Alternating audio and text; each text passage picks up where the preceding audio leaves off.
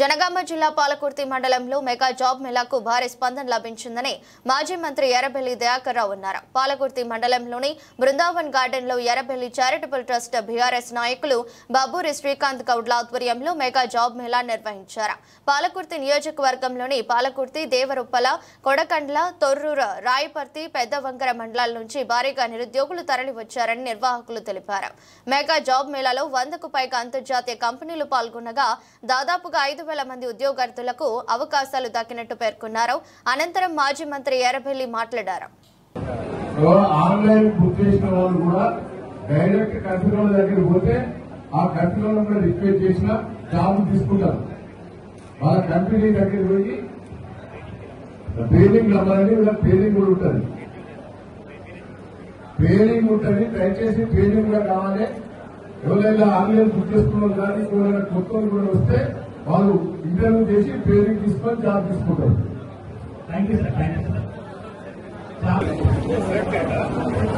Select అయిన మన రాయపర్తి అబ్బాయి మైనార్టీ అభ్యర్థి 25,000 జీతం గట్టిగా తప్పని కొట్టుంటారు. మన సోషల్ మీడియాలో ఉంటాడు. నమస్కారాలు. మీరు ఇంత మంచి ఆపర్చునిటీ ఇచ్చినందుకు నేను నా మాట నిలబెట్టుకొని స్టార్ హెల్త్ ఇన్సూరెన్స్ వాళ్ళకి కూడా థ్యాంక్స్ చెప్తూ వాళ్ళకి నేను లైఫ్ లాంగ్ రుణపడి ఉంటానని కోరుకుంటున్నాను.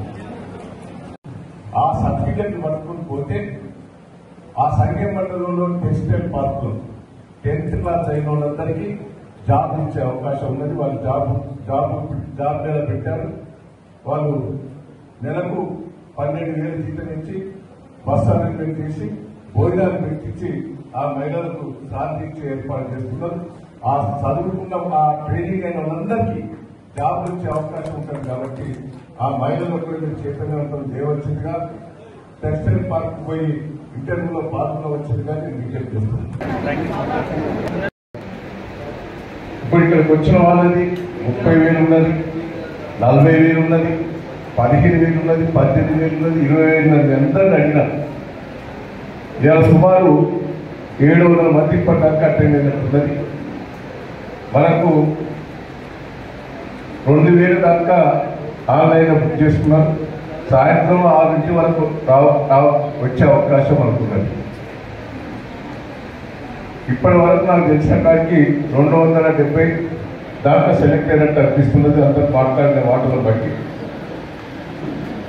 నేను ఒకటే మిమ్మల్ని అందరినీ రిక్వెస్ట్ చేసేది,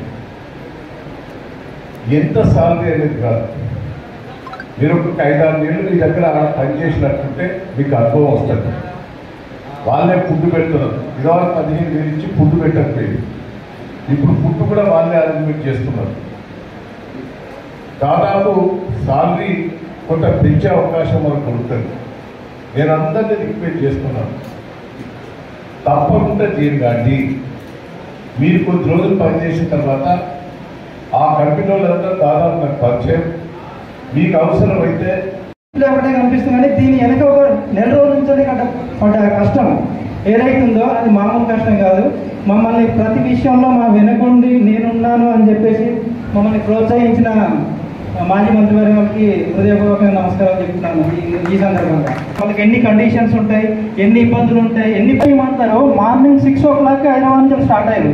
అంటే వాళ్ళు కూడా సార్ చెప్పినందుకు, మేమందరం చెప్పినందుకు, రిక్వెస్ట్ చేసినందుకు, వచ్చి ఇక్కడ ఇంతగానో చేసినందుకు really heartfully very thank you.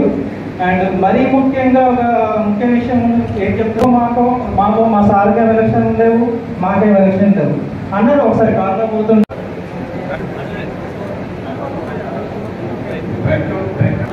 Warangal నుంచి వచ్చినావా? మా దాన్ని గుర్తించావా?